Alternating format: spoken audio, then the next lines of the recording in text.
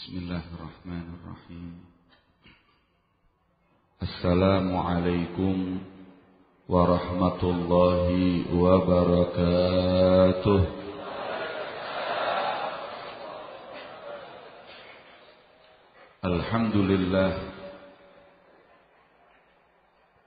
Alhamdulillahi hamdan katsiran tayyiban mubarakan fihi ala kulli hal. ونعوذ بالله من أحوال أهل الضلال ونصلي ونسلم ونبارك ونعظم على سيدنا وحبيبنا وشفيعنا ونور قلوبنا محمد أصل الجمال ومنبع الكمال ومستودع الجلال وعلى آله وصحبه بالغدو والآصال أما بعد سبحانك لا علم لنا إلا ما علمتنا إنك أنت العليم الحكيم رب اشرح لي صدري ويسر لي أمري واحلل عقدة من لساني يفقه قولي آمين يا رب Amin ya rabbal alamin. Sedaya para alim ulama, para habaib, para kiai, para tokoh masyarakat, para sepuh lan bini sepuh ingkang mugi-mugi tansah dimulyakaken Gusti Allah Subhanahu wa taala.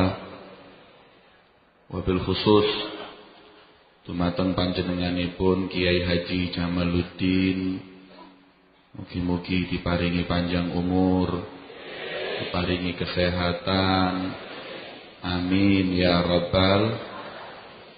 Sedaya para hadirin hadirat, para pecinta Kanjeng Nabi Muhammad sallallahu alaihi wasallam ingkang mugi-mugi diparingi syafaatipun Kanjeng Nabi Muhammad, amin ya rabbal alamin. Alhamdulillah, di malam yang mulia ini kita sama-sama berkumpul memuliakan malam yang paling mulia, yaitu malam dilahirkannya Nabi yang paling mulia, makhluk yang paling mulia, beliaulah junjungan Nabi besar Muhammad sallallahu alaihi wasallam. Mugi-mugi berkat Kanjeng Nabi kula lan jenengan sedaya mendapatkan saadah, kebahagiaan hidup dunia maupun kelak di akhirat. Berkatipun Kanjeng Nabi, amin ya rabbal amin ya rabbal alamin. Para hadirin hadirat, para rawuh rahimakumullah. Di dalam majelis yang mulia ini kita sama-sama berkumpul meluapkan rasa gembira kita, meluapkan rasa syukur kita atas dilahirkannya beliau junjungan Nabi besar Muhammad, yang insya Allah dengannya kegembiraan kita kelak akan membuahkan syafaat Rasulullah. Qul bifadlillahi wa birahmatihi fabidzalika falyafrahu. Sayyidina Abdullah bin Abbas, mufassir hadhil ummah, beliau berkata bahwa firman Allah, katakanlah wahai Muhammad, yang karena keutamaan dan rahmatnya maka bergembiralah atas rahmat tersebut. Rahmat itu tiada lain dan tiada bukan adalah sang Nabi, sang pemilik syafaatul uzma, beliaulah junjungan Nabi besar Muhammad. Innama ana rahmatul muhda. Karena beliau sendirilah yang telah berkata, sesungguhnya aku adalah hadiah rahmat dari Allah untuk umat. Wa ma arsalnaka illa rahmatan lil alamin. Dan tak aku utus engkau wahai Muhammad kecuali sebagai sang rahmat bagi alam semesta. Maka rahmat yang mesti kita bergembira dengan adanya tiada lain adalah beliau junjungan Nabi besar Muhammad sallallahu alaihi wa ala alihi wa sahbihi wasallam. Maka peluapan kegembiraan kita atas wujud beliau Nabi besar Muhammad sallallahu alaihi wasallam adalah ibadah, adalah rasa syukur kita kepada Allah yang telah dijadikan kita sebagai umat paling mulianya Nabi, yaitu beliau Nabi besar Muhammad. Bushra lana ma'syaral islami innalana minal inayati ruknan ghaira munhadimi. Lamma da'allahu da'ina li ta'atihi bi akramir rusli kunna akramal umami. Al-Imamul Busiri dalam burdahnya beliau mengatakan, sungguh kabar gembira untuk kita wahai umat. Ketika yang ada di tengah-tengah kita paling afdalnya Rasul, maka kita pun menjadi paling afdalnya umat. Tiada lain berkat beliau Nabi besar Muhammad sallallahu alaihi wasallam. Kuntum khaira ummatin ukhrijat linnas. Maka dalam riwayat disebutkan bahwa malaikat berkata, ajaban kaifa ajab lil umami sabiqah mimman naja kaifa naja ma'a kafratil ahwal. Dawuh para malaikat, sungguh mengherankan dan sangat mengherankan untuk umat-umat terdahulu, umat Nabi Nuh, umat Nabi Musa, umat Nabi Isa, yang mana mereka bisa selamat kelak di hari kiamat, padahal hari kiamat adalah hari yang sangat genting dan menakutkan. Mana mungkin umat para nabi terdahulu bisa selamat, kata para malaikat. Tapi kata malaikat selanjutnya, wa ajaban kaifal ajab, dan yang lebih mengherankan lagi dan sangat mengherankan, li ummati Ahmad, untuk umat Nabi Muhammad, mimman halak kaifa halak. Kok bisa ada yang binasa, kok bisa ada yang celaka kelak di hari kiamat. Walaqad hazu ni'matal uzma wa izzatal kubra. Padahal mereka sudah punya nikmat yang paling besar, kemuliaan yang paling agung, yaitu beliau junjungan Nabi besar Muhammad. Malaikat gumun, nek wonten setunggal dari umat Nabi Muhammad binasa, bukankah mereka sudah punya wasitatul uzma, perantara yang paling agung dari Allah? Bukankah mereka adalah afdalnya umat Nabi besar Muhammad? Maka tidak lain dan tidak bukan orang-orang yang mereka lolos dari syafaat Nabi Muhammad adalah memang orang-orang yang lari dari beliau Rasulullah, yang krisis mahabbah, krisis kecintaan kepada Nabi Muhammad, yang bahkan mungkin tidak kenal Rasul walaupun dia adalah seorang dari umat Nabi Muhammad. Allahumma sholli ala Muhammad.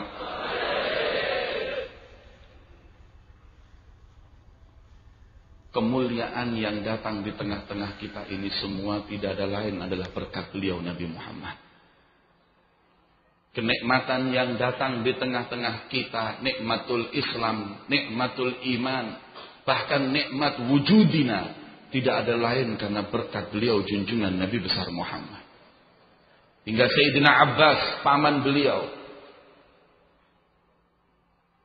ketika menikmati zaman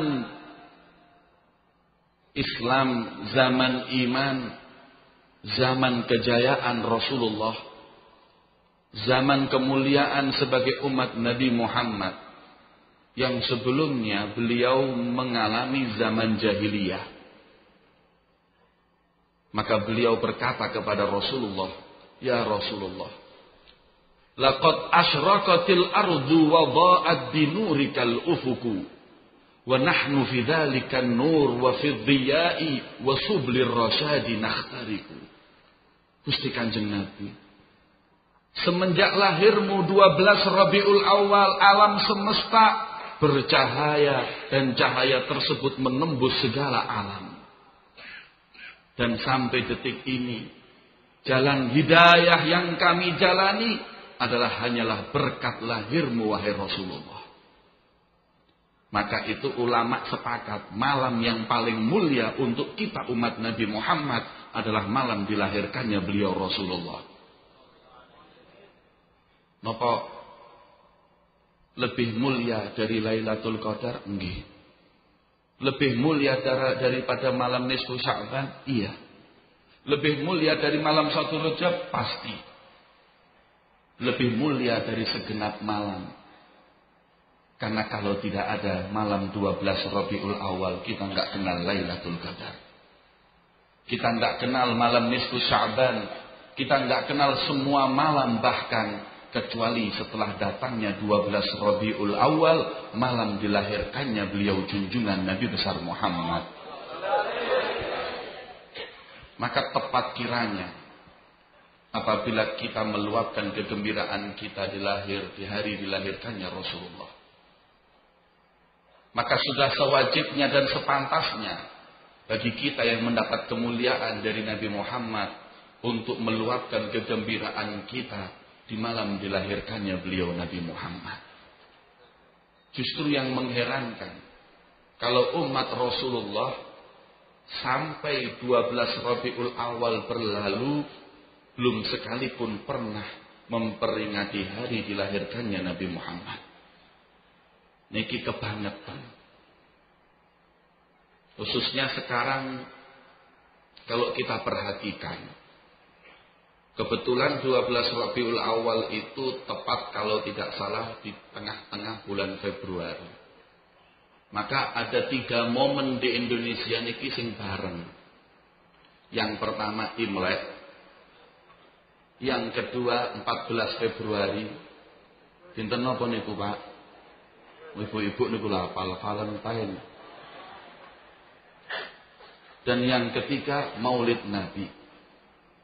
Tapi kalau kita perhatikan, toko-toko itu cuman ada diskon Valentine, diskon Imlek, diskon Maulid Nabi mboten wonten. Ini napa enggak nggumun kula? Negeri 90% muslimnya, Maulid hari yang paling mulia, kok justru malah enggak ada yang memeriahkan Maulid Nabi, kalau kok malah kaum muslimin memeriahkan Valentine. 14 Februari niku adalah matinya pendeta jenenge Valentine. Wong NU niki saking senenge hol, sakniki pendeta ya diholi 14 Februari. Anak-anak kita Masya Allah, kadang Rabiul Awal sampai berlalu nggak tanya kapan Maulid Kanjeng Nabi, tapi kalau 14 Februari nggak pakai tanya, mereka sudah menanti. Maka anak-anak kita sudah mulai krisis mahabbah, krisis kecintaan kepada junjungan Nabi besar Muhammad.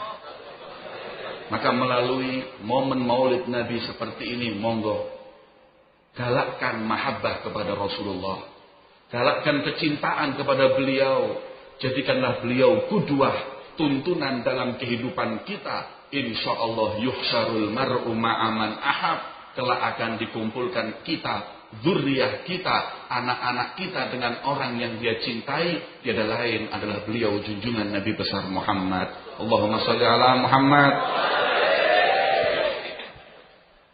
Cintailah beliau Nabi Muhammad sebagaimana kecintaan para sahabat dan para tabi'in kepada beliau Nabi Muhammad. Kalau kita lihat dan kita saksikan kecintaan para sahabat dan anak-anak mereka kepada Nabi Muhammad, kita akan saksikan bahwa kita ini adalah orang-orang yang betul-betul sangat jauh dengan Nabi Muhammad. Rumah mereka yang terdengung adalah syama'il Rasulullah. Rumah para sahabat sudah nggak usah lagi baca maulid, karena setiap saat yang ada selalu adalah sirah, cerita perjalanan hidup Nabi besar Muhammad. Maka semenjak kecil pun anak-anak mereka tumbuh dengan kecintaan kepada Rasulullah. Suatu riwayat membuktikan seorang anak dari sahabat di zaman Khalifah Abi Bakar yang tiap hari, tiap saat selalu diceritakan tentang kemuliaan Nabi Muhammad, keindahan wajah Nabi Muhammad, hingga ada dalam batinnya kerinduan yang berat kepada beliau Nabi besar Muhammad. Suatu saat ketika ada seruan perang, seruan tersebut masuk ke rumah sahabat. Terdengar anak sahabat yang masih usia 13 tahun, 14 tahun tersebut, seruan perang, izin kepada bapak dan ibunya untuk ikut serta dalam peperangan. Sang ibu berkata bahwa umur masih terlalu kecil, belum saatnya untuk perang. Ayahnya pun juga begitu. Akan tetapi mendengar larangan kedua orang tuanya, anak sahabat tersebut semalaman menangis, nggak bisa tidur karena dicegah untuk ikut jihad di jalan Allah. Masya Allah, Pak. Anak sahabat niku lho Pak, nangis mboten saged tilem gara-gara dilarang jihad. Kalau anak sekarang kadang-kadang bapak ibu sing nangis ngejak mauludan. Apa ada anak kita yang sekarang nangis untuk taat, nangis ngejak sholat jamaah di masjid? Yang ada nangis minta dibelikan PS, nangis njaluk ditokokno gulingan. Sudah mereka cinta dengan dunia, nangis. Abna'us sahabat, anak-anak sahabat, mereka nangis karena ingin untuk jihad di jalan Allah. Ketika itu melihat sang anak yang gak tidur semalaman karena menangis, ibu hatinya luntur.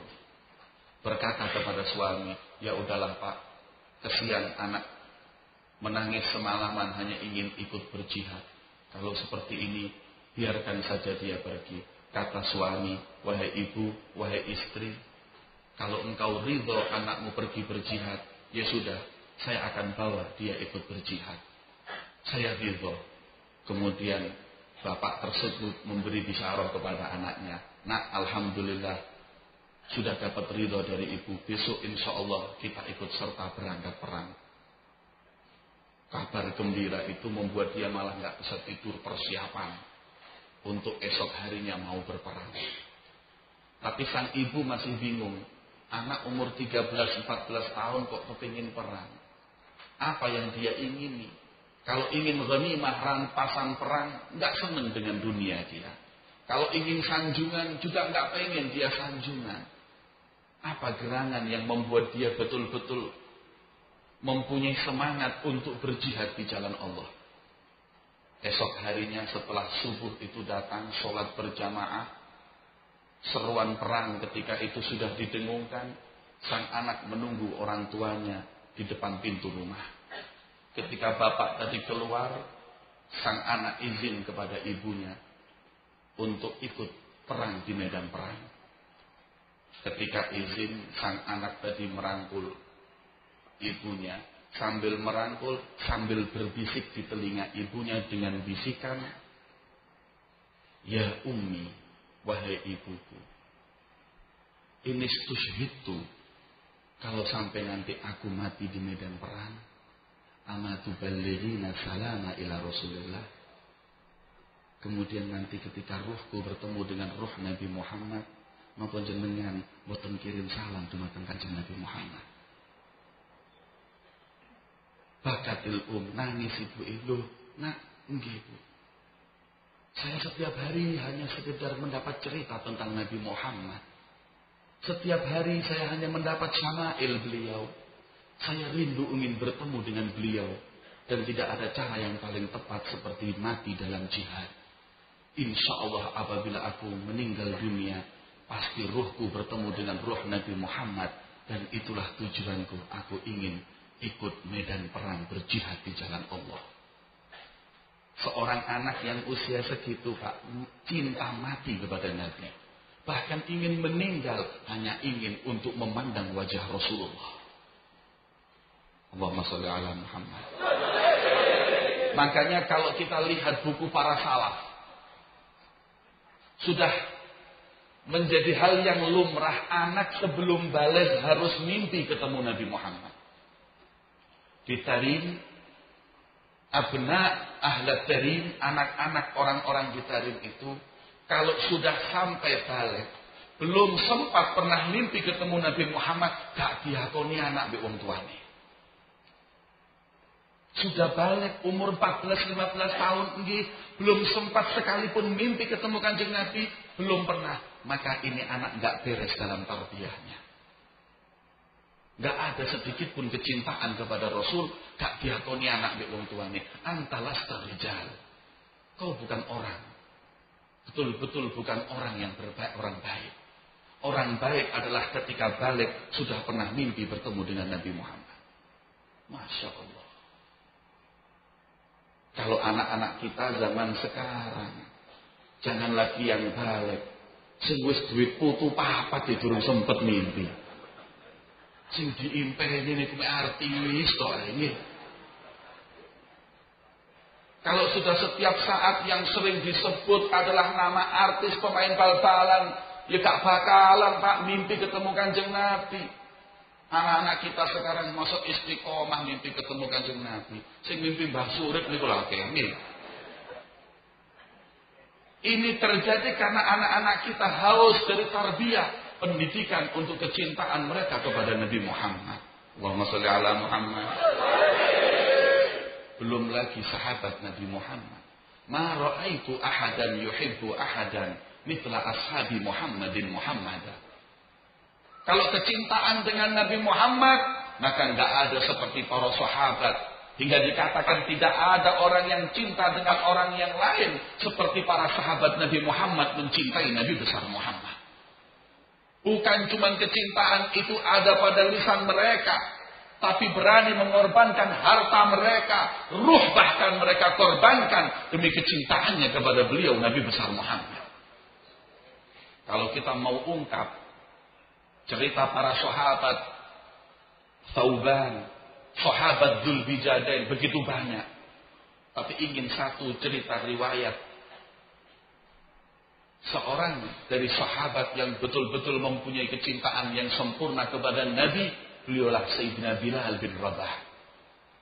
Sayyidina Bilal itu saking cintanya dumateng Kanjeng Nabi, setelah meninggalnya Rasulullah enggak kuat lagi tinggal di Madinah. Sebab ketika beliau itu lewat ke pusara Rasulullah, beliau ingat Rasulullah, beliau nangis. Lewat mimbar Kanjeng Nabi, lihat mimbar Kanjeng Nabi, beliau nangis.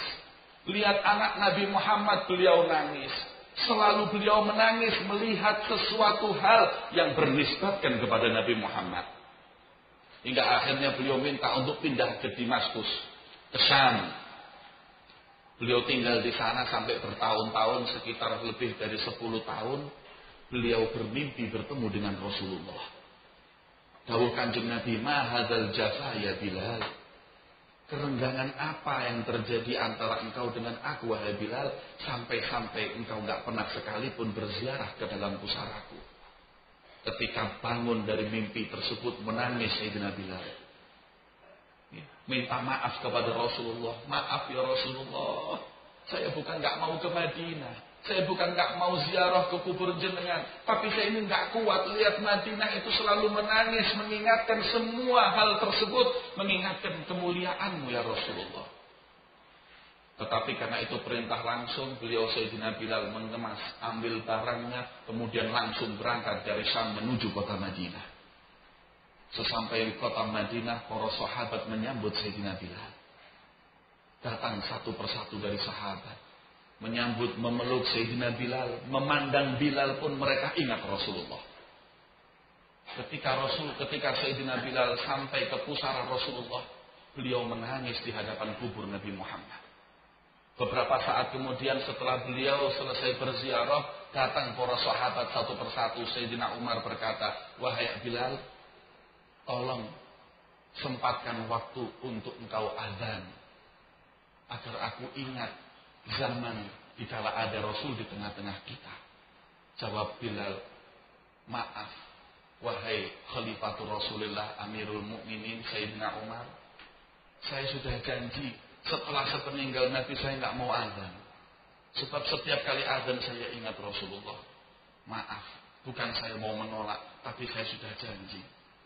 Datang ketika itu Sayyidina Utsman dengan permintaan yang sama, Bilal pun menolak.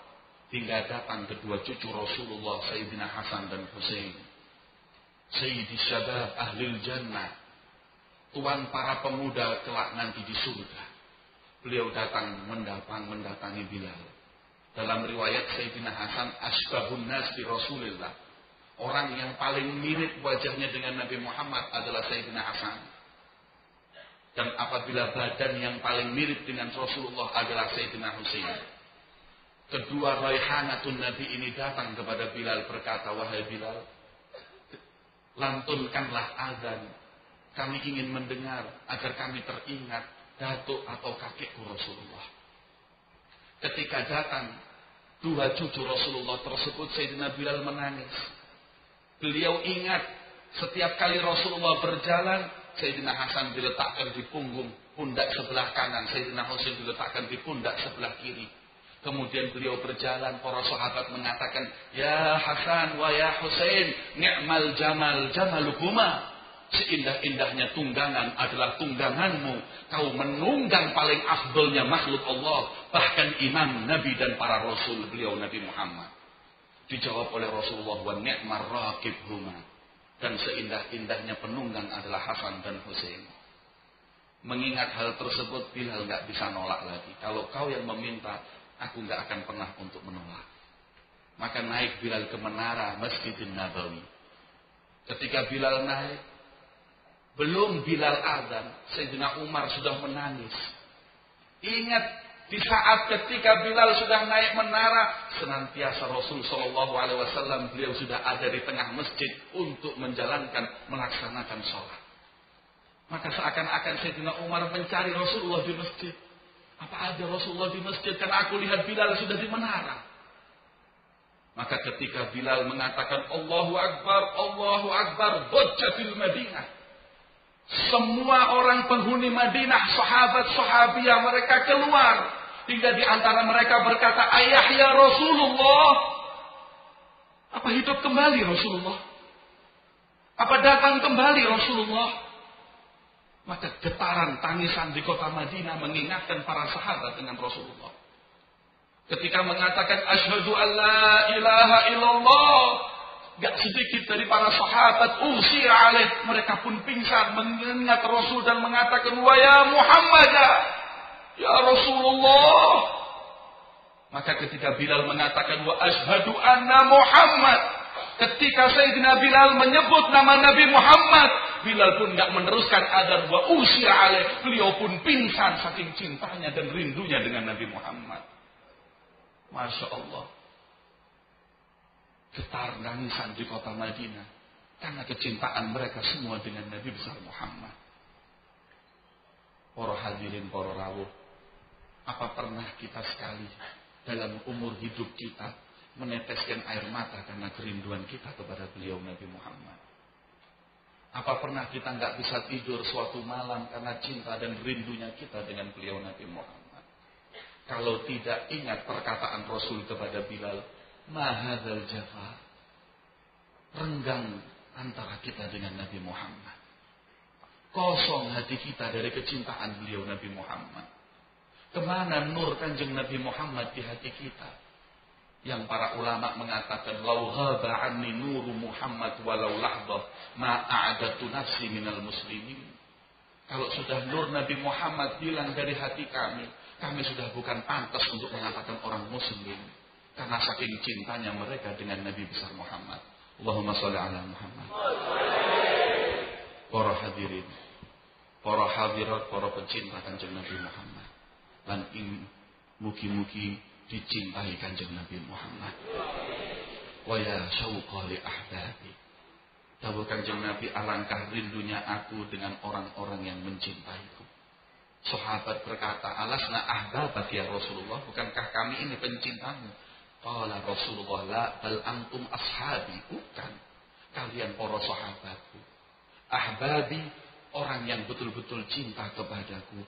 Qaumun ya'tuna min ba'dikum, kaum yang datang setelah kalian, yu'minuna bika imanikum walam yaruni. Mereka adalah orang yang beriman seperti engkau beriman kepadaku, wahai sahabat, tapi mereka belum pernah memandangku, belum punya kesempatan untuk memandangku. Aku rindu dengan mereka. Bukankah kita yang dirindui oleh Rasulullah?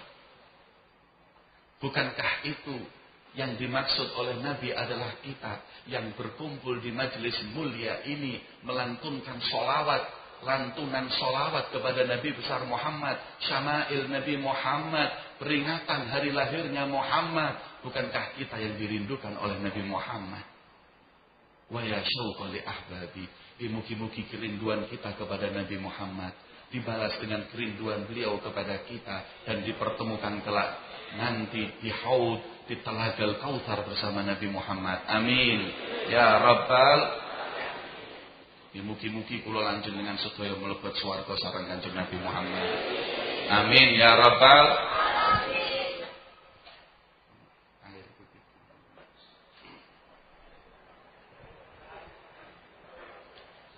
Saking enak ceramahe niku sampai kelalen banyu.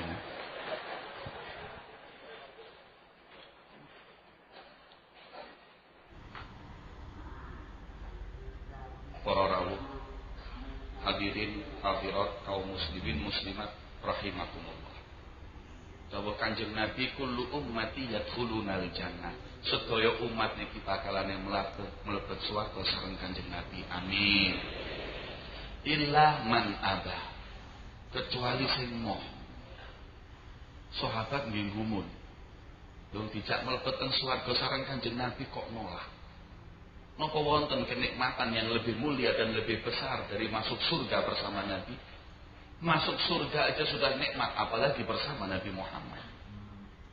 Kata Rasul, illa man abah, kecuali yang enggan masuk surga bersama Nabi. Pak, Bu, kula lan jenengan sedaya nek ditawani kenikmatan dunia yang ringan saja enggak nolak. Napa meneh swarga? Makane gumun niku sahabat. Nek jenengan nggih Pak ditawani omah anyar Pak, purun napa mboten? Bu, jenengan ditawani montor anyar purun napa mboten?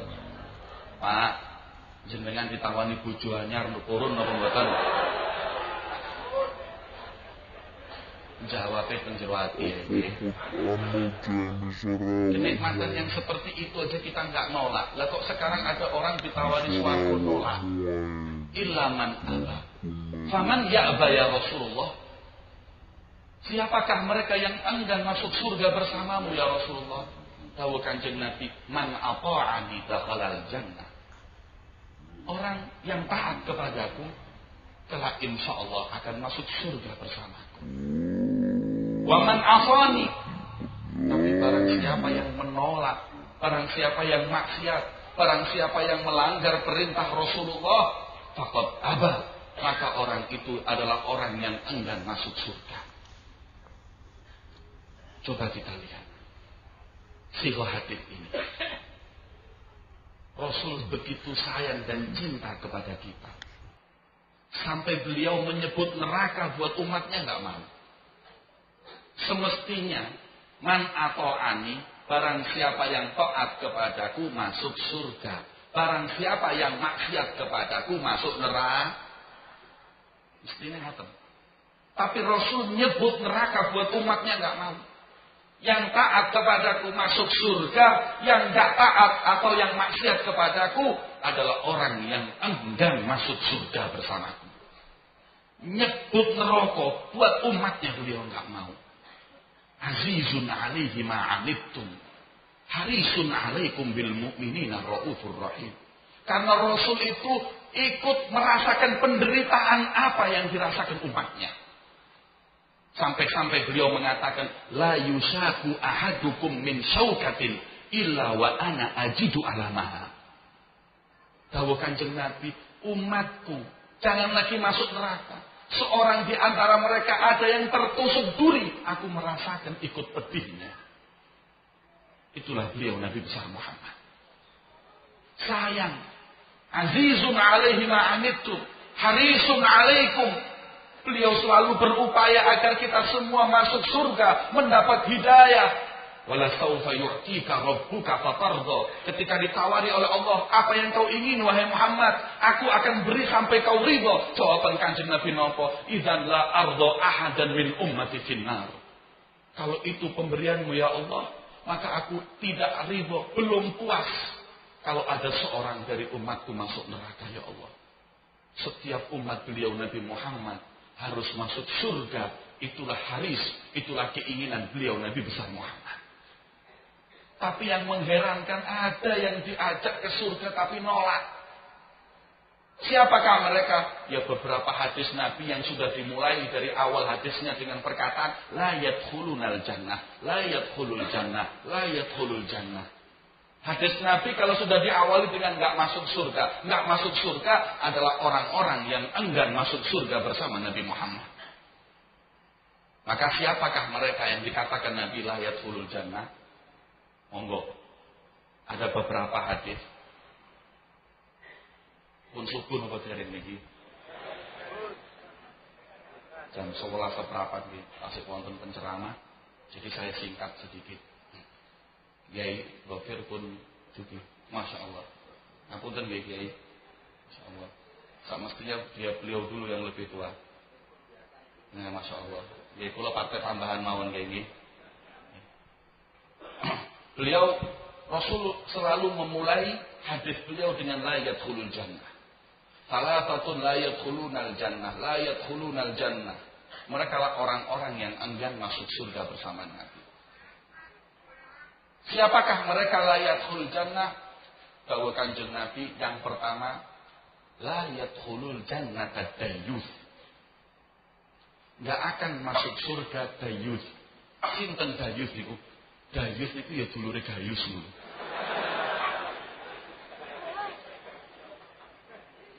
Memang jeneng lek wis Gayus, Dayyus niku repot mlebu swarga.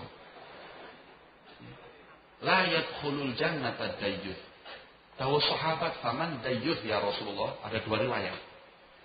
Yang pertama, wallazi aqarral khabath fi baitihi. Wa fi riwayah alladzi la yaghar inda man dakhala fi ahli. Intinya satu. Dayyus ialah para lelaki yang tidak mempunyai rasa cemburu dengan istri dan anaknya. Para suami yang tidak mempunyai rasa cemburu dengan istrinya. Para bapak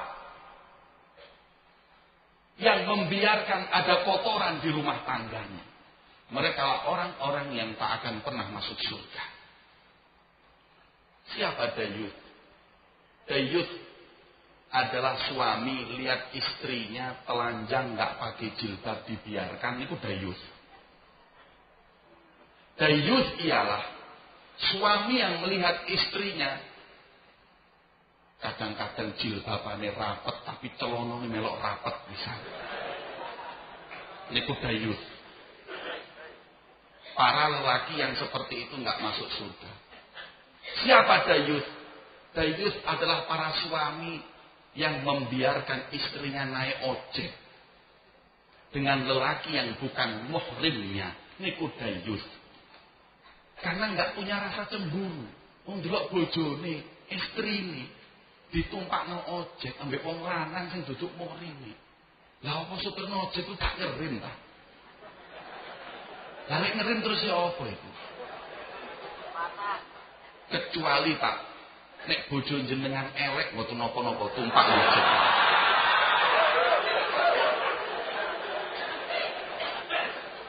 Setuju nggih? Setuju. Tapi nek di Jombang nggih ada seorang istri naik ojek berarti istri sing eto. Suami kok bisa melihat istrinya naik ojek gitu loh, kula gumun. Nah naik ojek itu kan bukan kayak naik taksi terus pisah. Naik ojek ini kok bareng. Kok dibiarkan? Ini dayyus kata Rasulullah. Suami atau seorang bapak bisa melihat anaknya, kadang nggih bapake Masya Allah kopiahan putih. Ibu ini nggih Masya Allah jilbaban. Tapi anaknya dibiarkan telanjang tanpa jilbab. Kadang umur 19 tahun, kelambine adik 2 tahun dhisik digawe ya. Iku sing suk mending, wonten malih sing kaos kutange bapake ya digawe. Ada seperti itu, orang tuanya dayus kata Rasulullah. Coba kita lihat. Kalau sudah kita lihat seorang bapak membiarkan anaknya duduk dengan laki-laki, naik motor dengan laki-laki, digonceng wong lanang, mulai bengi, itu orang tua yang dayus kata Rasulullah. Itu layatul jannah, nggak masuk surga. 2 hari yang lalu, Kiai, saya didatangi Kementerian Agama. Sensus pemerintah yang akhir dari Kementerian Agama yang dulu namanya KUA menyatakan bahwa di Indonesia hamil di luar nikah telah mencapai 60%. Dan ini karena ikhtilat. Ini karena tabarrujat. Tiada lain, ini karena sudah laki perempuan kumpul. Mereka sudah nggak kenal lagi muhrim. Apa maneh wong NU. Orang NU ini dulu paling kenal Joko Muhrim.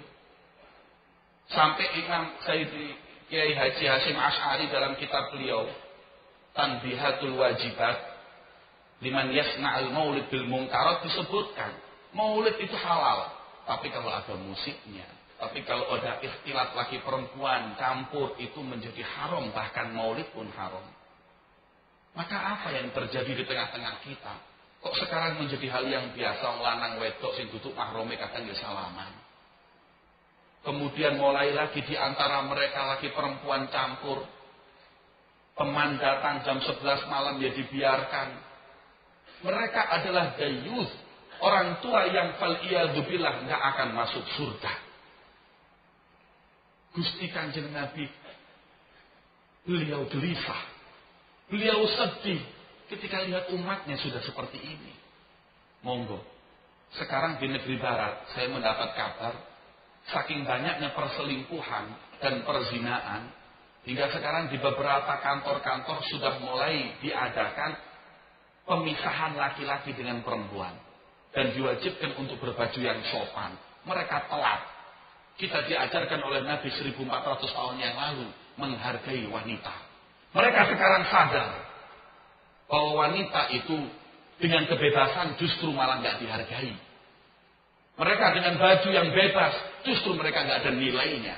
Islam yang menghargai para muslimah dengan jilbabnya, dengan diatur pertemuannya, semua ini adalah tiada lain karena kehormatan seorang wanita. Ini. Makanya hati-hati. Kalau kita mikir nih bayang ngoten niku lho Pak. Istri kita, anak putri kita, kalau kita hargai itu seperti kalau kita itu punya handphone yang harganya mungkin 10 juta. Handphone nek 10 juta niku wonten bungkusnya rapi. Dan nggak semua orang bisa pinjam.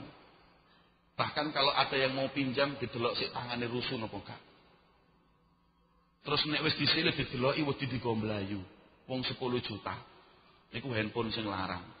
Wonten handphone sing 50.000-an. Kayak wae jenengan niku lho Pak.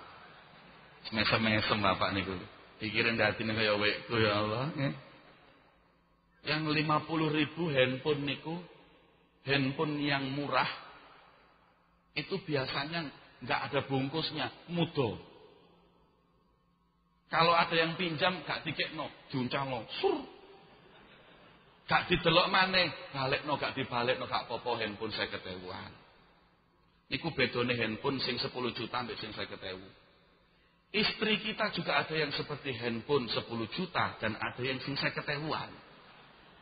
Nek sing ditumpakno ojek bah balik gak balik niku handphone 50.000-an. Kalau yang dijemput lelaki, anak-anaknya jam 9 malam jagong di omah sampai jam 10, jam 11 tanpa ditemani orang tuanya, itu adalah handphone 50.000-an. Tapi kalau apabila kita jaga, istri kita mau keluar harus dengan muhrimnya diantar. Anaknya mau keluar diantar, laki-laki yang bukan muhrimnya bertemu nggak boleh kecuali ditemani orang tua. Tanya, Loh kok kolot sih bapakmu? Gak kolot. Loh terus aku handphone 10 jutaan gitu saya katakan. Ini dihargai wanita. Bukan terus tambah kolot. Enggak, ini menghargai wanita. Yang kalau kita menghargai wanita, Nabi Muhammad pun akan gembira dengan kita. Begini. Coba mulai. Zaman sekarang perzinaan sudah menjadi hal yang biasa sampai 60% hamil di luar nikah. Itu yang hamil 60%. Lalu sing sampai ke hamil itu tambah piro itu. Ini langsung kecekel nih, sing kepecuk 60. Yang enggak kena berapa? Subhanallah. Universitas di Malang disurvei, disensus, dicoba berapa orang, dipanggil 100 orang. Dari beberapa mereka mahasiswa yang masih perawan cuma 20%. Loh, ini tiada lain karena tabarrujat, pakaian yang enggak benar, pergaulan yang enggak dijaga di antara kita. Coba lihat, kalau anak-anak kita sudah mempunyai keberanian seperti ini, falqiyadzubillah, kita sebagai orang tua dikatakan oleh Nabi Santayus yang enggak akan masuk surga.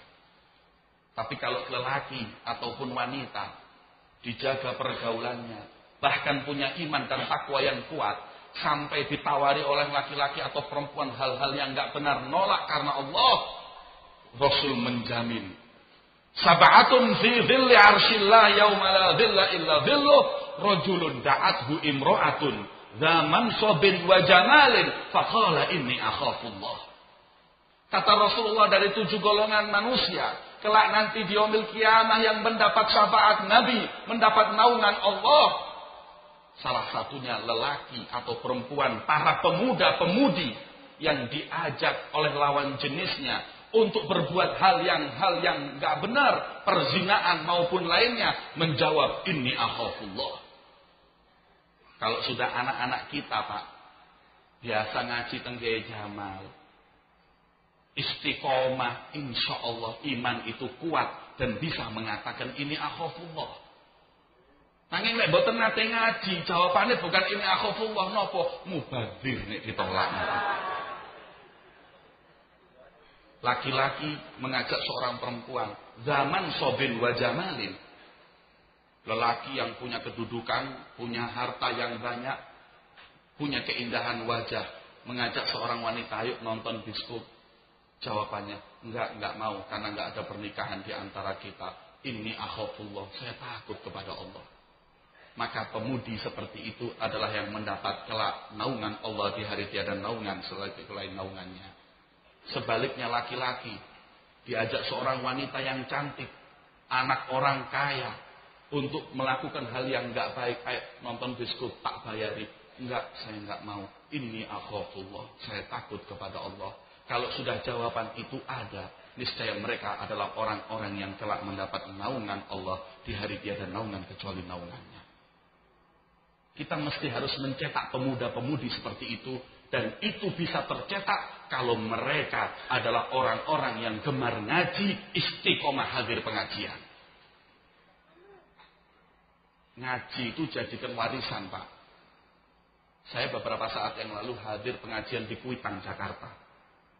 Lil Habib Ali bin Muhammad Al-Habsyi. Saya tanya kepada orang yang di sebelah saya. Saya tanya, sudah mulai kapan ngaji di sini? Beliau senyum. Mulai semenjak zaman Habib Ali, mbah saya istiqomah sama beliau.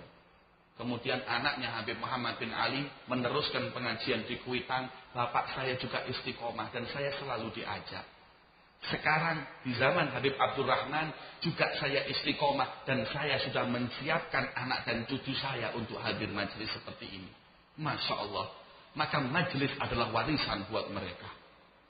Maka pengajian dengan Kiai Jamal ini jangan buat pengajian buat kita saja, untuk kita dan zuriyah kita sebagai warisan ketika kita nanti meninggal.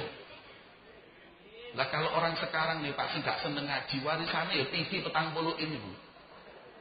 Lalu wis diwarisi TV petang puluh ini ya bobrok akhlaknya. Rusak cara berpikirnya. Karena TV itu sudah nggak ada lagi saringannya. TV ini semua masuk, aliran apapun masuk, kemaksiatan apapun ada. TV di negeri kita ini TV yang merusak moral. Kalau sudah anak kita pasrahkan pendidikannya dengan televisi, ya yang terjadi itu 60% hamil di luar nikah. Ini karena tarbiyah didikan televisi. Kalau anak ditekoi bendino, sinetron, yang isinya sinetron ini pacaran toh. Ya sudah, akhirnya anak itu terdidik untuk bagaimana caranya pacaran. Cara berpakaian yang nggak benar. Maka mesti kita hati-hati. Didik anak-anak kita masuk ke pondok pesantren, ngaji pengajian yang istiqomah agar insya Allah bisa mengatakan inni akhafullah ketika diajak hal yang seperti itu. Ada riwayat di Mesir seorang lelaki namanya Syabun Miski. Syabun Miski itu seorang laki-laki di Mesir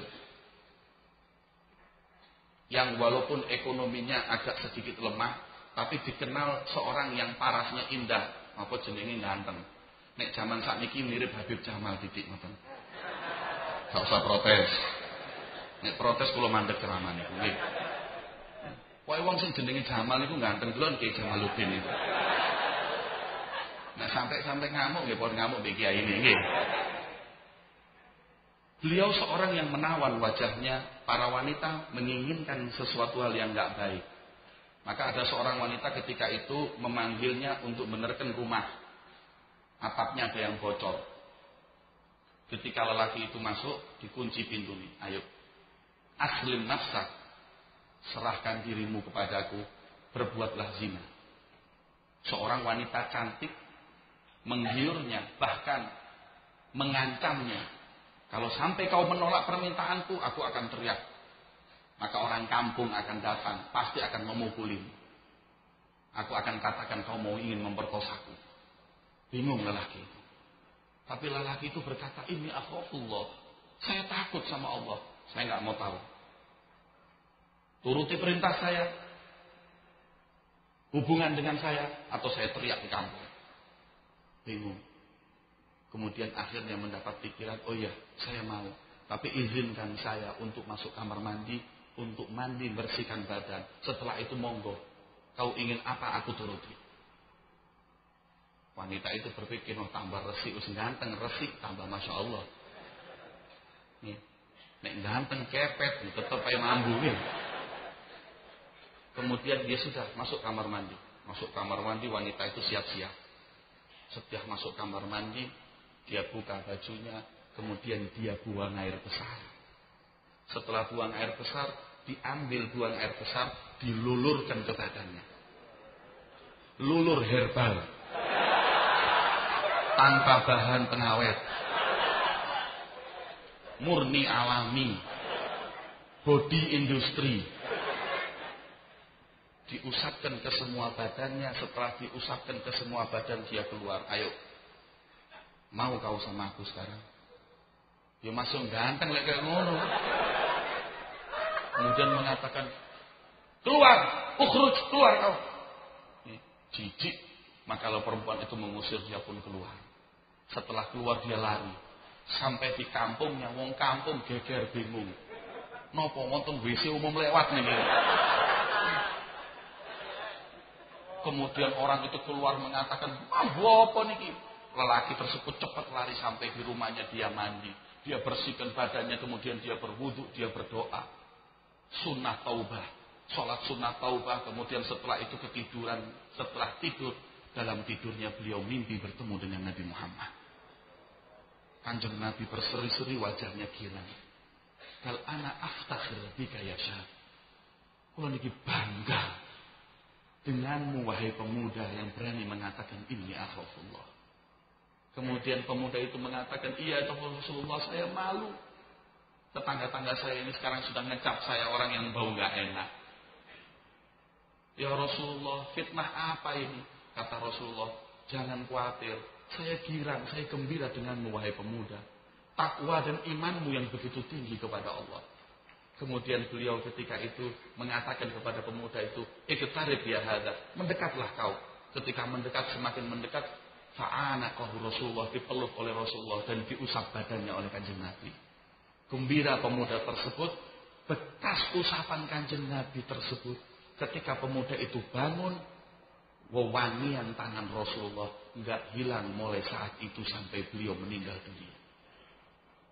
Sampai disebut syabun miski, pemuda bau misik, sebab dimanapun pemuda itu berjalan, bau misik Rasulullah itu ada melekat. Bahkan jalan yang pernah dijalani pemuda tersebut bisa diketahui bahwa syabun miski barusan lewat sini karena misiknya yang nggak hilang. Niki berkatin apa Pak? Ini berkat takwa dan iman menjaga kehormatan. Subhanallah. Mugi-mugi pemuda-pemudi kita termasuk pemuda-pemudi syabun miski tersebut yang jauh dari segala kemaksiatan dan membuat bangga hati Nabi Muhammad. Amin ya rabbal. Iku sing pertama. Yang kedua, sing sabar, tasik wonten sedoso niki. Yang kedua, yang disampaikan oleh Nabi Muhammad, la yadkhulul jannah adalah musaddiqun bisihri. Golongan orang-orang yang percaya ilmu hitam dan paranormal. Mereka lah orang yang enggan masuk surga bersama Nabi Muhammad. Suatu saat Rasulullah bercerita, aku ditampakkan oleh malaikat umat para nabi. Ada yang nabi punya 2 umat, punya 3. Ada yang punya umat begitu banyak, yaitu umat Nabi Musa. Kemudian aku tanya umatkukah itu? Bukan, itu loh umatmu di ufuk begitu banyak. Kemudian siapa itu? Itulah umatmu wahai Muhammad. 70.000 di antara mereka tanpa hisab masuk surga. Dan setiap 70.000 mereka memberi syafaat. Wa minhumul hafiyat. Dan mereka mempunyai percik-percik yang juga masuk surga. Masya Allah. Siapakah mereka? Humul ladhina la yarqaun wa la yastarqun wa ala rabbihim yatawakkalun. Mereka lah umatmu yang masuk surga nggak pakai hisab, yang nggak kenal ramalan, nggak suka meramal, nggak suka ilmu hitam dan nggak suka paranormal. Maka Ukasah ketika itu mengatakan, hal ana minhum ya Rasulullah. Apakah aku termasuk golongan 70.000? Kemudian beliau mengatakan, anta minhum ya Ukasah. Engkau dari 70.000 tersebut wahai Ukasah. Kemudian yang lainnya berkata, hal ana minhum ya Rasulullah. Sabakoka Ukasah. Apakah aku juga termasuk itu ya Rasulullah? Kedahuluan Ukasah. Makanya kalau ono sing apik pengajian ojo telat. Sabakoka Ukasah. Kedisian Ukasah oleh karen-karen ini sampean. Makanya adalah kebaikan fastabiqul khairat. Pengajian, acara khitanan masal, santunan anak yatim, fastabiqul khairat. Kalau enggak ya sabako kau kasah. Kemudian kata Nabi, itulah mereka golongan yang enggak akan dihisab oleh Allah masuk surga bareng Rasulullah, yaitu golongan layar pun enggak senang ramalan, enggak suka jimat-jimat yang enggak benar. Wa ala rabbihim yatawakkalun, mereka hanya tawakal kepada Allah. Golongan itu adalah golongan orang-orang yang tidak pernah SMS rek spasi jodoh, niku gak tahu. Rek spasi weton, nah niku wis, iku golongan-golongan sing repot mlebu swarga.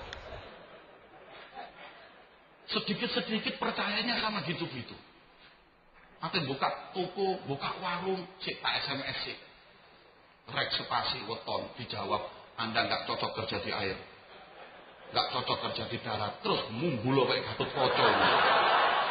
Dia kali ngono lho gel. Subhanallah. Rek spasi jodoh, lah apa? Orang yang ngurusi jodoh sampai saiki rabi gak payu-payu, lah apa sampean SMS ini? Jangan mau musaddiqun bisihri, orang-orang yang senang sihir, orang senang yang pesugihan dan lain-lain, sing senang klenik, yang senang dengan syirik, ini adalah mereka yang masuk surga dengan Nabi Muhammad. Man sahara faqad asyraka billah. Kulo niki kadang-kadang gumun. Haji-haji zaman sakniki niki haji nggih istiqomah. Umroh nggih istiqomah, ngaji istiqomah, Gunung Kawi ya istiqomah. Jare malaikat niki ya apa? Mlebu swarga ya gak oleh, mlebu neraka ya gak pantes. Lha wong haji mosok mlebu teng neraka. Mlebu swarga kata Nabi ya layat khulul jannah. Gimana nasib mereka? Orang-orang yang percaya seperti itu. Kita punya kitab dan sunnah. Pak, Bu, kalau kita sudah ada masalah sebagaimana para sahabat, datang ke para kiai.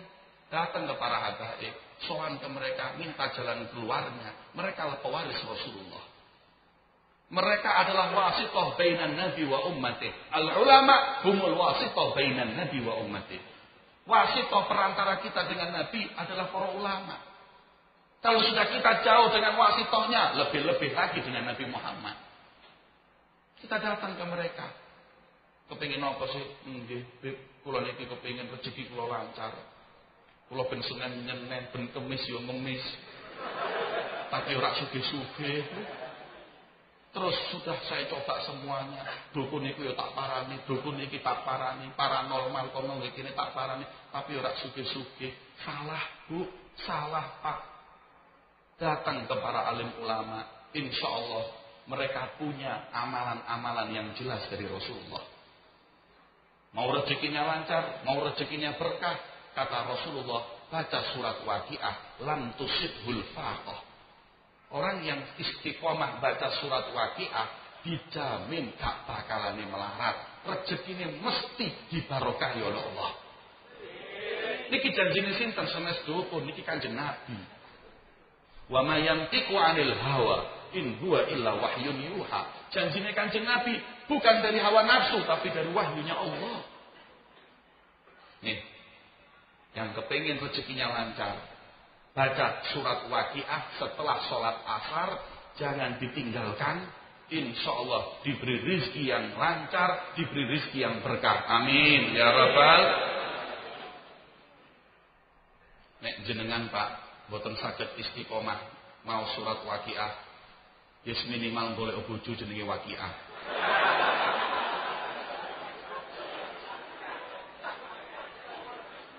Sebab peng Indonesia niki paling seneng Pak jenengno anak padha mbek surat-surat teng Al-Qur'an. Kula nate sowan teng kiai, Assalamualaikum. Waalaikumsalam Habib, masyaallah. Kirani kula petekan jenengan. Al-Fatihah. Alhamdulillah rabbil alamin. Kula maos surat Fatihah. Walau bauling amin. Setelah duduk, Bib, Masya Allah, Bib, minum apa, Bib? Teh atau kopi, Bib? Saya minum teh. Teh, Bib. Al-Fatihah. Ini kiai ini helat nih modelnya ini. Wonten majedupe sekedik ini. Ini sampai Fatihah mana awas ini. Kesel kalau Fatihah terus boleh ngomong. Masya Allah, Bib. Masya Allah, ini girang, Bib. Al-Fatihah. Terus gak kuat nih, ya Allah. Mana sepisan Fatihah delok nih ngaring ini. Gak taunya mau ngomong Fatihah, ada pembantunya keluar. Fatihah, kok niki dinteni gak teko-teko. Loh. Fatihah niku mau sinten nggih? Lha niki lebih babu kula jenenge Fatihah. Ya Allah Kiai, kula niki ketiwas maos Al-Fatihah ping 3 kula niki. Lah untu jenenge la Fatihah, lha jenenge Yasin, lah maca Yasin ping pira kula niki mau.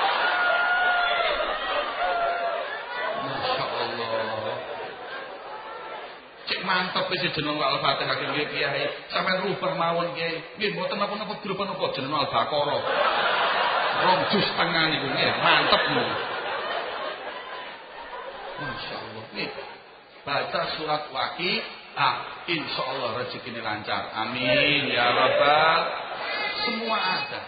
Mau yang rezekinya lancar, Allah memberikan jalan keluar melalui surat Al-Waqiah. Yang ingin apalagi nggih daripada rek spasi jodoh. Nek wis rek spasi jodoh disen niku ngirim, dikirim, pulsa hilang, imane ya melok ilang. Terus gimana caranya? Wis dikasih bacaan oleh kiai. Napa? Teng Al-Qur'an, Rabbi inni lima anzalta ilayya min khairin fakir. Itu ayat yang biasa dibaca Nabi Musa.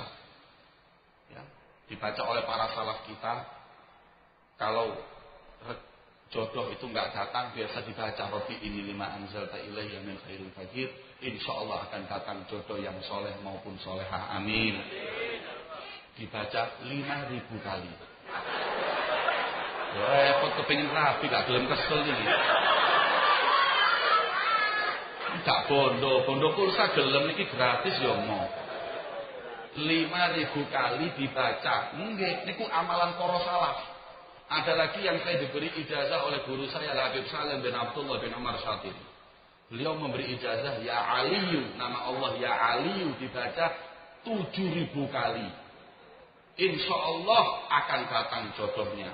Nggih Bu, anak sampean Bu, sing perawan niku Bu, suruh baca ya Ali, nek perlu sing buanter. Minimal tanggane jenenge Ali lak moro Bu. Nggih.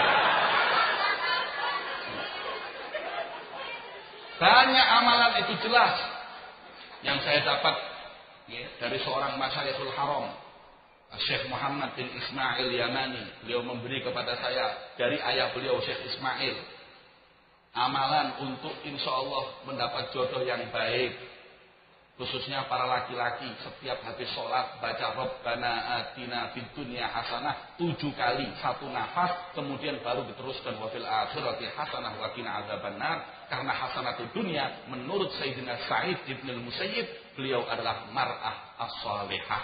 Itu dibaca. Ini enak, gampang. Enak, jelas. Rabbana atina Quran. Ya Ali ismin min asma'illah. Rabbi ini Al-Quran. Itu jelas. Nah kalau mereka ngasih amalan-amalan yang enggak jelas. Nah kalau sudah seperti itu bahaya. Enggak aman iman kita. Jodoh, alhamdulillah wonten wajane, rezeki, kepingin apa malih. Kadang-kadang Beb, saya kepingin punya zuriat, sudah nikah lebih dari 8 tahun, tapi sampai detik ini belum diberi momongan. Itu amalan para salaf kita, membaca 41 Fatihah selama 41 hari.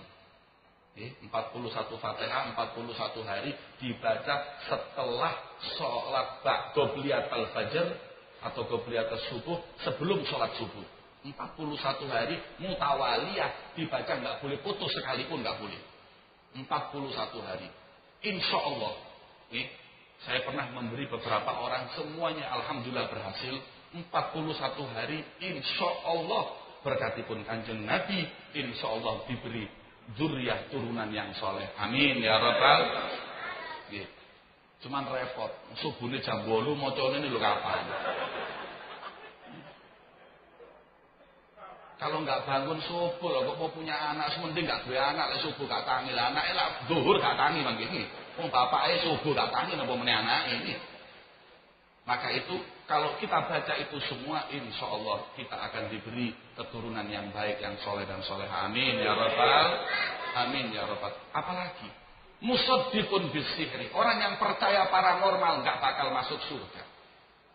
Lah ini umat Islam sampai MUI mengeluarkan fatwa bahwa 2012 tidak ada kiamat, itu adalah isu kebohongan. Buat apa MUI mengeluarkan fatwa kalau kita ini punya iman?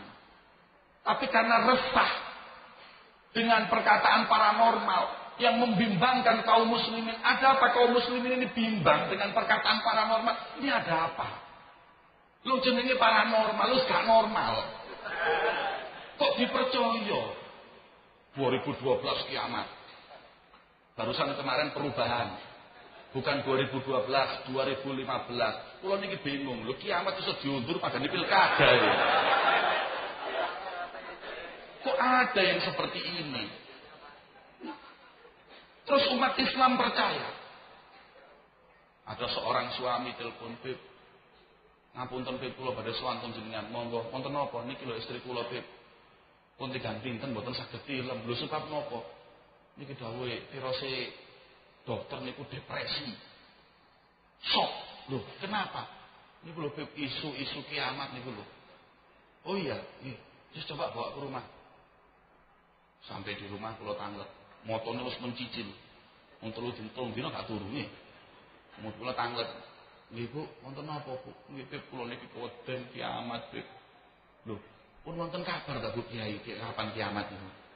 Dan niku lho Beb teng TV-TV, teng internet, koran-koran 2012 niku kiamat. Lho.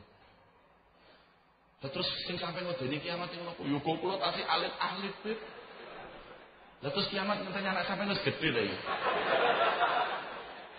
Lho kita kan enggak tahu tuh kapan kiamat toh Bu. Masa kiamat sudah ada ketentuan. Lho Kanjeng Nabi niku ditanya oleh malaikat Jibril. Kata Jibril, mata sa'ah. Kapan kiamat wahai Muhammad? Dijawab oleh Rasulullah, mal mas'ul anha bi'a'la minas sa'il.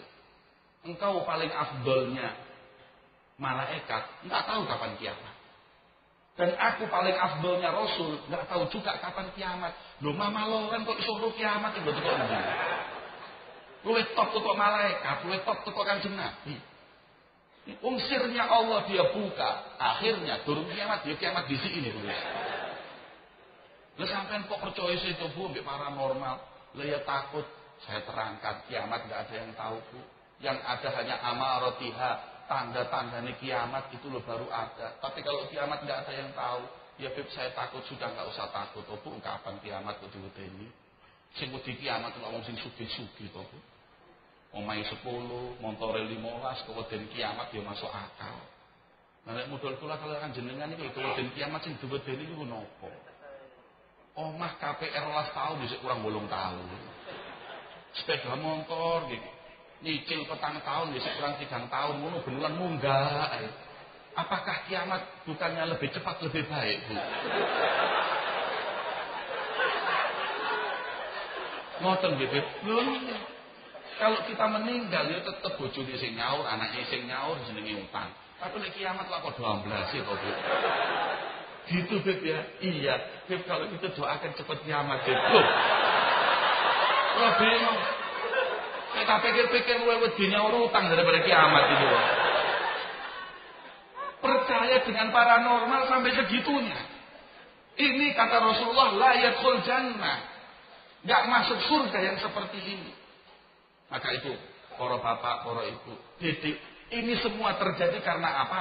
Tiada lain karena anak-anak kita jauh dari ilmu. Anak-anak kita jauh dari warisan Nabi Muhammad. Anak-anak kita sudah jauh dari para alim ulama. Kalau sudah itu yang terjadi, fal'iyadzubillah min dzalik. Nabi Muhammad sudah mengatakan, mereka orang-orang yang musaddiqun bisihri, yang percaya saja, enggak masuk yang namanya surga. Bagaimana yang melakukan sihir? Bagaimana penyihirnya? Wa ma kafara Sulaiman walakinna syayatina kafaru yu'allimuna an-nasa sihra, kata Allah. Bukan Sulaiman yang kafir, tapi syaitan yang kafir. Kenapa? Karena syaitanlah guru atau yang mengajarkan kepada manusia ilmu hitam. Jadi paranormal itu lah murid-muridnya setan. Lah kok sampai marah muridnya setan? Kenapa kita percaya dengan mereka? Ini kalau kita sudah percaya dengan mereka, kita datang iman kita hangus. Dan kita termasuk golongan yang enggak masuk surga, kata Nabi Muhammad. Apa kita korbankan kebersamaan kita dengan Nabi Muhammad hanya dengan kita datangi mereka orang-orang yang tidak bisa menyelamatkan kita di dunia, lebih-lebih kelak nanti di akhirat? Monggo nggih Pak, Bu. Mulai saat ini jangan hiraukan televisi, rek-rek spasi itu tinggal. Jangan sampai anak-anak kita tergiur. Saya sudah sampaikan, televisi sama sekali tidak mendidik kita. Bahkan mengajarkan kita dalam hal-hal yang seperti itu, yang menjauhkan kita dari Nabi besar Muhammad sallallahu alaihi wasallam. Para hadirin, para rawuh, para pencinta Kanjeng Nabi Muhammad sallallahu alaihi wasallam. Mugi-mugi kula lanjenengan sedaya ingkang rawuh teng majelis menika termasuk dalam orang-orang album orang pencinta Nabi Muhammad dan yang dicintai oleh Rasulullah sallallahu alaihi wasallam. Kita berharap agar Allah Subhanahu wa taala menjauhkan kita dari segala bentuk kemaksiatan. Dijauhkan Allah Subhanahu wa taala dari bentuk kesyirikan dan segala hal yang di situ ada kemurkaan Allah Subhanahu wa taala. Mugi-mugi kula lanjenengan sedaya ditambah keimanan kepada Allah, ditambah kecintaan dumateng Kanjeng Nabi Muhammad sallallahu alaihi wasallam. Semoga majelis ini adalah majelis yang membuat gembira Rasulullah. Majelis yang membuat girang hatinya Kanjeng Nabi Muhammad. Majelis yang kelak nanti majelis ini, perkumpulan kita ini akan dikumpulkan kembali bersama Nabi Muhammad. Wa huwa radin anna, dan Kanjeng Nabi senyum ketika itu kepada kita. Dan saat itu kita dipersilahkan untuk minum di telaga Rasulullah. Amin ya rabbal alamin. Niki permintaan kita di majelis yang mulia ini, ya Allah. Kalau 40 majelis yang diisi 40 orang, kata Rasulullah, pasti seorang di antaranya ada yang mustajab doanya. Maka bagaimana dengan ribuan orang yang hadir di majelis ini? Mugi-mugi donga kula lanjenengan diijabahi Gusti Allah Subhanahu wa taala. Dan permintaan kita apabila diijabahi oleh Allah adalah di dunia kita husnul khatimah, di akhirat kelak kita bersanding dengan Nabi besar Muhammad. Amin ya rabbal alamin. Allahumma ja'al jam'ana hadza jam'an marhumah wa tafarruqana min ba'dihi tafarruqan ma'suma wa la taj'al fina wa la ma'ana syaqiyan wa la mahruman wa la matruda Allahumma aftah lana abwabal jud waftah lana abwabal karam was-su'ud waj'alna min ahli al-wafa bil 'uhud warbudna rabtan la yanhal bi sahib madhamil mahmud sayyiduna wa habibuna wa syafi'una Muhammadin sallallahu alaihi wasallam. Allahumma ya Allah, kami bersimpuh di hadapan pintu rahmat dan keagungan-Mu ya Allah. Kami mengharap dan meminta dengan segala kerendahan kami di hadapan kekayaan-Mu ya Allah, di hadapan keagungan-Mu ya Allah. Jangan Kau tolak permintaan kami, jangan Kau tutup pintu ampunan-Mu ya Allah. Apabila Kau tutup pintu tersebut, kepada pintu siapa lagi kami meminta? Engkaulah zat yang paling loman ya Allah, Engkaulah zat yang paling rahmah ya Allah, Engkaulah zat yang paling kasih sayang ya Allah. Kami bersimpuh di pintu-Mu meminta dan berharap kepada-Mu. Perwasitah, perperantara paling afdalnya makhluk-Mu di bulan dilahirkannya Nabi-Mu Muhammad. Hasyaka anta ruddana khaibin ya Allah. Enggak mungkin Kau tolak kami ya Allah, enggak mungkin Kau sia-siakan kami dari majlis ini ya Allah. Ini majlis membuat gembira hati Nabi-Mu Muhammad. Apakah kegembiraan hati Nabi Muhammad lebih sempurna apabila Kau ijabahi doa kami ya Allah? Sempurnakanlah majlis ini dengan ya Allah, Kau berikan semua hajat-hajat kami ya Allah. Ya qadhiyal hajat iqdi hajatina wa ya muhawwilal ahwal hawwil halana ya Allah. Zat yang membolak-balik keadaan ya Allah, rubahlah keadaan kami menjadi keadaan yang lebih baik ya Allah. Keadaan rumah tangga kami menjadi keadaan rumah tangga yang lebih baik ya Allah. Para suami menjadi suami yang lebih baik, para istri menjadi istri yang lebih baik, para anak menjadi anak yang patuh kepada kedua orang tua dan yang lebih baik ya Allah. Kepadamu lah kami meminta ya Allah. Perlukanlah kami ya Allah, kabulkanlah kami ya Allah. Berikanlah kepada kami kemuliaan untuk bisa bersanding dengan Nabi Muhammad. Muliakan mata kami ya Allah kelak untuk bisa memandang Nabi Muhammad. Muliakan tidur kami dengan memimpi, dengan bertemu dengan Nabi Muhammad. Muliakan tangan kami untuk bisa mencium tangan suci Nabi Muhammad ya Allah. Sandingkan kami bersama beliau ya Allah. Ya Allah, jangan Kau haramkan permintaan kami karena dosa kami ya Allah. Allahumma la tuhrimna khaira ma indak li syarri ma indana bi mahdi judik wa karamik wa ihsanik. Ya Allah, kami banyak maksiat. Ya Allah, kami banyak melanggar perintah Nabi-Mu. Ya Allah, kami banyak selalu melanggar perintah-Mu. Tapi ya Allah, Kaulah zat yang maha sempurna, yang maha dermawan. Kami berwasitah kepada paling afdalnya Nabi-Mu. Jangan lihat kami, lihatlah kami umat Nabi-Mu Muhammad. Jangan pandang kami, pandanglah kami umat Rasul-Mu Muhammad. Jangan pandang kami yang penuh dosa, tapi kami tidak berkumpul di sini kecuali karena kecintaan kami kepada Nabi-Mu Muhammad. Ya Allah, demi Allah ya Rabb, Kau tahu apa yang di hati kami.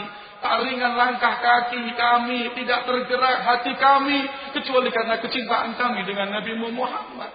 Apakah orang yang telah cinta kepada Nabi-Mu, kekasih-Mu Muhammad, Kau tolak permintaannya ya Allah? Ahli maksiat enggak Kau tolak ya Allah. Bagaimana dengan ahli taat? Orang yang jauh dari Nabi Muhammad Kau beri ya Allah. Bagaimana dengan pencinta Nabi Muhammad? Ya Allah, jadikanlah kami orang-orang yang selalu cinta dengan beliau Nabi Muhammad. Jangan cinta pada keluarga beliau Nabi Muhammad, para sahabat Nabi Muhammad, para penerus perjuangan Nabi Muhammad, para ulama, para aulia, para kiai. Ya Allah, tumbuhkan dari hati kami kecintaan kepada mereka, orang-orang yang dicintai Nabi Muhammad. Ya Allah, urzuqna wal hadirin kullahum husnul khatimah. Ya Allah, tutuplah kehidupan kami dengan husnul khatimah. Jadikan sakratul maut kami kelak, pandangan kami adalah wajah Nabi-Mu Muhammad. Hingga pedihnya sakratul maut tidak akan kami rasakan ya Allah. Ketika kami telah dalam kubur, muliakan kami dengan sambutan beliau Nabi Muhammad. Ketika kelak nanti di yaumil mahsyar ya Allah, jangan pisahkan kami di barisan Nabi Muhammad. Bahkan ketika masuk surga ya Allah, jangan jauhkanlah kami dengan Nabi Muhammad, karena cinta kami bersama beliau Nabi Muhammad. Rabbana atina fid dunya hasanah wa fil akhirati hasanah wa qina adzaban nar. Rabbana zalamna anfusana wa in lam taghfir lana wa tarhamna lanakunanna minal khasirin. Wa sallallahu ala sayyidina Muhammad wa ala alihi wa sahbihi sayyidina Muhammad. Alhamdulillahi rabbil alamin. Bisirril Fatihah.